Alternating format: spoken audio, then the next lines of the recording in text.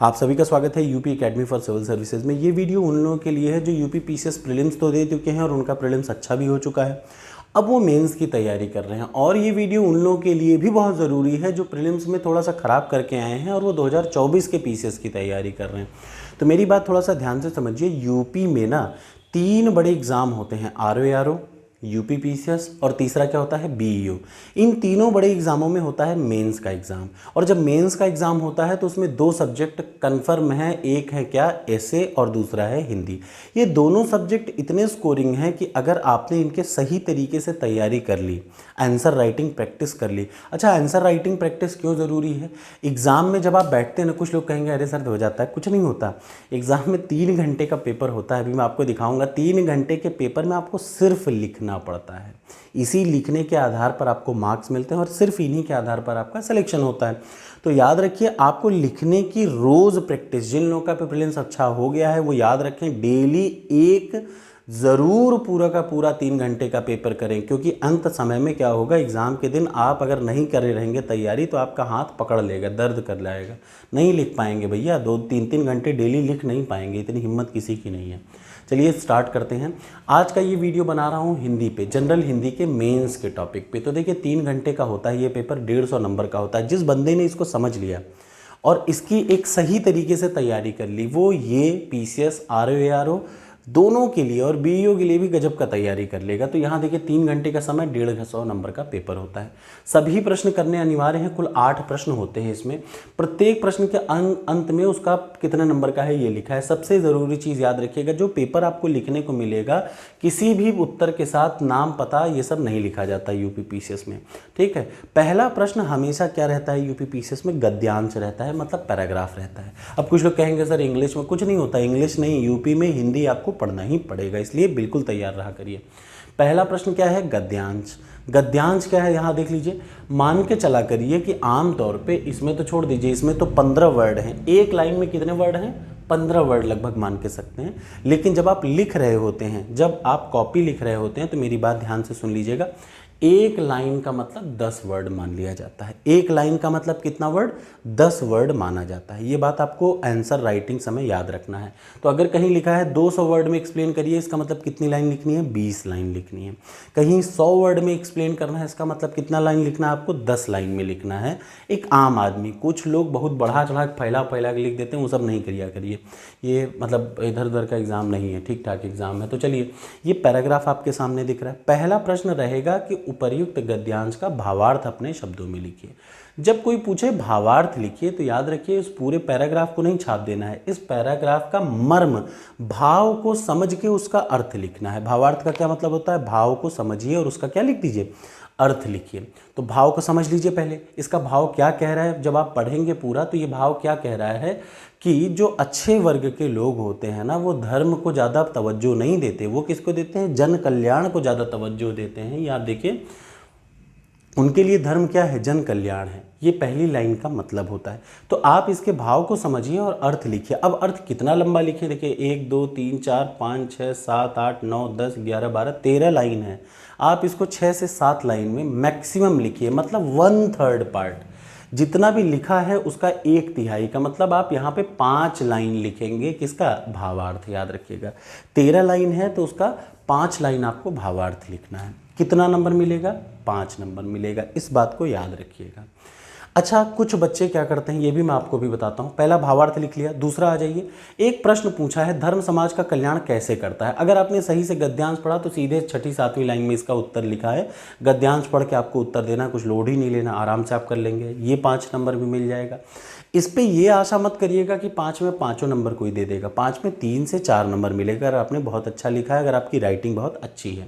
यहाँ पे भी आप ये मत सोचिएगा कि 5 में 5 आपको मिल जाएगा। 5 में से 3 ही रेंज में आपको मिल पाएगा, ठीक है। उपर्युक्त गद्यांश के रेखांकित पंक्तियों की व्याख्या करिए। अब देखिए 3 जगह रेखांकित पंक्तियाँ हैं, पहली लाइन, दूसरी लाइन और तीसरी लाइन। पर कितने नंबर का है, 20 नंबर का है। अब कुछ महानुभाव यहाँ ध्यान से देखिए, क्या लिखा है, व्याख्या करिए। व्याख्या का मतलब एक्सप्लेन करिए। एक्सप्लेन का मतलब बड़े शब्दों में ज़्यादा लिखिए।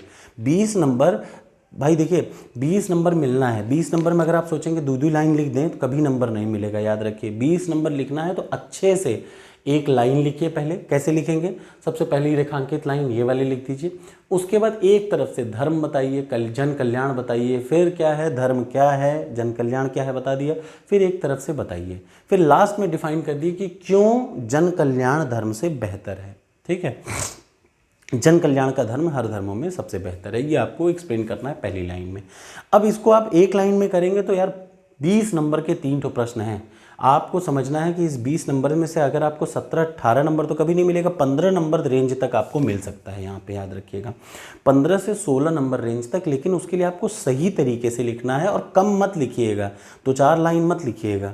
ठीक है, नंबर ज़्यादा पाना है। देखिए आज भी जो यूपी में चेकिंग करने वाले हैं वो ट्रेडिशनल हैं, अधिकतर लोग कोई ढंग का ठीक है वो तो क्या लिखा है ये तो देखते ही हैं, कितना लिखा है ये भी फ़र्क पड़ता है। दूसरा प्रश्न आ जाइए, प्रश्न नंबर 2, गद्यांश को पढ़कर निर्देश दीजिए। फिर से वही गद्यांश, शीर्षक बताना है।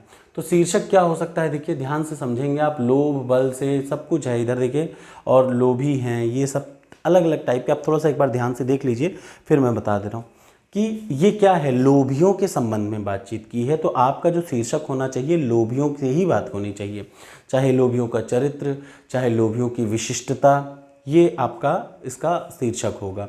लोभियों के लक्षण बताइए। अब जब भी कहे गद्यांश के आधार पर लोभियों के लक्षण बताइए और 5 नंबर का पूछा है तो आपको कम से कम 6 से 7 लक्षण या 10 लक्षण के आसपास लिखेंगे तो 5 नंबर मिलेगा। ऐसा मत समझिएगा कि यूपी के बोर्ड में एकदम जैसे यूपी बोर्ड की कॉपी चेक होती हैं थोड़ा सा और गहराई में चेक हो जाती है, बस बाकी का कॉपियाँ वैसे ही चेक होती हैं। ध्यान से देखिए 5 नंबर का प्रश्न है गद्यांश पे, लोभियों के लक्षण बताइए। तो भैया लोभियों के लक्षण आपको पॉइंट बाय पॉइंट बताने हैं, पॉइंट बाय पॉइंट, इसी से छांट के, यही अलग से नहीं, यही इन्हीं में से छांट के पॉइंट बाय पॉइंट बताने हैं। अगला, गद्यांश का संक्षेपण करिए। जब शब्द संक्षेपण आपके सामने आए तो आपको याद रहना चाहिए पूरे पैराग्राफ का 1/3 होता है संक्षेपण। किसी चीज़ को शॉर्ट करना है तो कितना करना पड़ेगा, 1/3 लिखना है। यहाँ पे आप 1/3 में अब आपको वैल्यू कंटेंट लिखना पड़ेगा। संक्षेपण का मतलब ये नहीं कि अब 20 नंबर का संक्षेपण है तो आप इसको 20-60 लाइन लिख दें। यहाँ संक्षेपण में आपको कम लिखना है, ये बात ध्यान से सुन लीजिए। ठीक है, हर चीज़ का मर्म है यूपी पीसीएस में। और अगला आ जाइए, अगला आता है क्या, आपको 2 पत्र आते हैं, दोनों के दोनों पत्रों को लिखना ज़रूरी है। आमतौर पे जैसे पहला प्रश्न लिख रखा है अर्ध सरकारी पत्र क्या है, यह सरकारी पत्र से किस प्रकार भिन्नता रखना है। तो अब इसमें आपको सबसे पहले अर्ध सरकारी पत्र को एक्सप्लेन करना है। उसके बाद सरकारी पत्र एक तरफ लिख लीजिए, अर्ध सरकारी पत्र सबसे पहले क्या लिखना है, अर्ध सरकारी पत्र एक्सप्लेन कर दीजिए, उसका एग्जाम्पल हल मतलब 1-2 लाइन में कौन किसको लिख रहा है वो बता दीजिए। फिर एक तरफ लिख लिए सरकारी पत्र, एक तरफ अर्ध सरकारी पत्र, दोनों के बीच में अंतर, और फिर दोनों का प्रारूप। और जब मैं प्रारूप बोल रहा हूँ तो प्रारूप का मतलब लेटर पूरा लिखना नहीं होता, प्रारूप का मतलब शुरुआत अंत और बीच का लाइन डॉटेड लाइन से बना जाता है। मैंने बता रखा है, मैंने एक प्लेलिस्ट बना रखी है लेटर राइटिंग की, आप उसको देख लीजिएगा यूपी पीसीएस मेंस के लिए। ये हो गया, ये 20 नंबर हैं। ये 20 नंबर में से आपको हर प्रश्न में 7-8 नंबर मिल जाएंगे, 7 से 8 नंबर, क्योंकि कुछ ना कुछ छोटी से आपने कहीं कॉमा भी छोड़ दिया ना, 1 नंबर कट जाता है, यहाँ पे याद रखिएगा। अब जैसे देखिए ये सामने एक एक चीज़ का अनुक्रिया, प्रतिक्रिया, अधिष्ट, अनाधिष्ट, वादी का प्रतिवादी, आगमन का प्रस्थान, सज्जन का दुर्जन, सुपुत्र का कुपुत्र, राग का द्वेष, सन्मुख का विमुख, सलज्ज का निर्लज्ज, उदांत का अनुदांत, या उदांत का क्या होगा, अनुदांत, ऐसे ही जो भी होगा भाई। ये देखिए 10 क्वेश्चन है, 10 क्वेश्चन में से आपको ऐसा नहीं कि 10 में 10 आता रहेगा, 9 आएगा, 10 आएगा, जो भी आएगा हर प्रश्न पे 1 है। विलोम लिखना है तो इसमें आपका फिक्स मार्क्स है, ये नहीं कटना, तो इस पर पूरा ध्यान दीजिए। अब इसके लिए याद रखिए आपको विलोम अच्छे से पढ़ना है। क्यों, क्योंकि ये फिक्स मार्क्स हैं। आपका पैराग्राफ में नंबर कट सकता है लेकिन विलोम में नंबर नहीं कटेगा। दूसरी चीज़, उपसर्गों का निर्देश लिखिए। याद रखिए उपसर्गों का निर्देश क्या होता है, जब ये एक तो है अलग अलग करिए, प्रत्यय को अलग करिए, मतलब अलग अलग में उपासना, दुसाध्य, पहले तो आप अलग अलग करके लिख लीजिए। जैसे लिखा हुआ है ध्यान से देखिए उपासना, तो उपासना को अब आप कैसे लिखेंगे ये आपको समझना ज़रूरी है। उपासना कैसे 2 पार्ट में चेंज होता है। उपासना का जब आप थोड़ा सा ध्यान देंगे तो उपासना का मतलब होता है क्या, उपासना, समीप बैठ के प्रार्थना करना, उपासना। ठीक है, इसका निर्देश लिखना भी जरूरी है। ठीक है ना, पहले तो अलग अलग कर लीजिए, इसमें कौन सा उपसर्ग है, दुस, निमि। ठीक है, देखिए उप, दुस। ठीक है, इस टाइप से आपको पता होना चाहिए कि कौन सा उपसर्ग है, कौन सा प्रत्यय है। उत्तराधिकार में ये देखिए 5-5 नंबर के हैं। ठीक है। अगर आपने एक सही कर दिया, 5 क्वेश्चन 5 ने, एक एक नंबर के हैं, बड़े ज़रूरी प्रश्न है, याद रखिए। यहाँ से नीचे तक एक नंबर भी आपके नहीं कटने चाहिए, ये बात आप याद रखिएगा। मैं क्या कह रहा हूँ ध्यान से सुनिएगा। अगर आप ये 10 नंबर, मेरी बात ध्यान से सुन लीजिए, 10 ठो आते हैं मुहावरे, आपके एक भी गलत नहीं होने चाहिए। तरीका क्या है, हाँ, वो जो पृथ्वीनाथ पांडे मैंने आपको बुक बता रखी है, उसमें लगभग 1000 के करीबन है। आप उसके, अच्छा देखिए यहाँ पे आप थोड़ा देखेंगे ना, आड़े आना, आंख बिछाना, खाक छानना, ठन गोपाल, इस टाइप के ही क्वेश्चन आते हैं यूपीपीसीएस में। और एक प्रश्न की कीमत कितनी है, 3 नंबर। तो टोटल 10 प्रश्न किए, 30 नंबर फिक्स। एक तो उसका अर्थ लिखना, उनका वाक्य प्रयोग करना है, याद रखिएगा। जब तक सांस तब तक ना आस, ठीक है। आखिरी समय तक आशा ना छोड़ना। जैसे ये देखिए 5 प्रश्न हैं, 5 के पांचों प्रश्न में वर्तनी का संशोधन करना है। व्यवहारिक, व्यावहारिक, तत्कालिक, तात्कालिक, आशीर्वाद होता है, पूजनीय होता है और ऐच्छिक होता है। गणित एक कठोर नहीं कठिन शब्द होता है। मोहन आगामी नहीं विगत वर्ष में कलकत्ता गया था। यह एक गंभीर समस्या है। यह सरकारी महिलाओं का अस्पताल है, गलत। यह महिलाओं का सरकारी अस्पताल है। तुम अपनी किताब ले आओ, इसका ये शुद्ध रहेगा। देखिए कितना आसान है, एक नंबर भी यहाँ नहीं कटना है। तो आपके जो फिक्स मार्क्स हैं ये मैं बता दे रहा हूँ। ये क्या होता है, उत्तराधिकार में प्राप्त संपत्ति रिक्त, 2 नंबर मिल गया सीधे सीधे। शत्रुओं का 1 वर्ड सब्स्टिट्यूशन, याद रखिए। आपको मुहावरे और एक क्या कहते हैं, वाक्यों के लिए एक शब्द, ये 2 प्रश्न में बहुत ज़्यादा नंबर हैं। देखिए वाक्यों के लिए एक शब्द में 2 नंबर और मुहावरे में 3 नंबर का एक मुहावरा है। तो जिस लड़के को पीसीएस निकालना है उसको इस पॉइंट पे बहुत मेहनत करनी पड़ेगी। इसीलिए मैंने क्या कर रखा है, टॉपर्स कोड पे कई सारे एक्सपर्ट टीचर हैं, मैं उनसे चेक करवा रहा हूँ। अभी मैं आपको दिखाता भी हूँ कि कैसे कुछ लोगों ने लिखा है, 7-8 या कुछ लोगों ने कर रखा है, और मैं उनकी आपको कॉपी भी दिखा देता हूँ अभी। ये देखिए ध्यान से।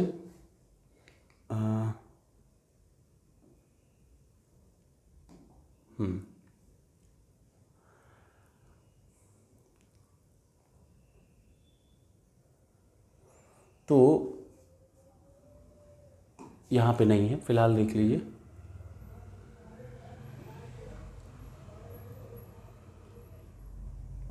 हम लोग उसी पे आ जाते हैं। ये जो है ये 10 क्वेश्चन है। अब आपको क्या करना है, समझ में आ गया ना। देखिए यहाँ से आपको 30 में एक नंबर भी नहीं कटना चाहिए। 30, 5, 35, 5, 40, 10, 50, 10, 60, 10, 70 और 10, 80, 5, 85 नंबर आपके फिक्स हैं। कोई माई का लाल नहीं काट सकता, ये बात ध्यान रखिएगा। 100 में 85 नंबर आपका भगवान भी नहीं काट सकते। क्यों? क्योंकि या तो सही होगा या तो गलत होगा। तो आपको ये 85 नंबर पे पूरा ध्यान रखना है। कौन सा 85 नंबर पे? ये नीचे से, ठीक है, ये 85 नंबर पे। और इन दोनों में एवरेज मार्किंग हो जाती है।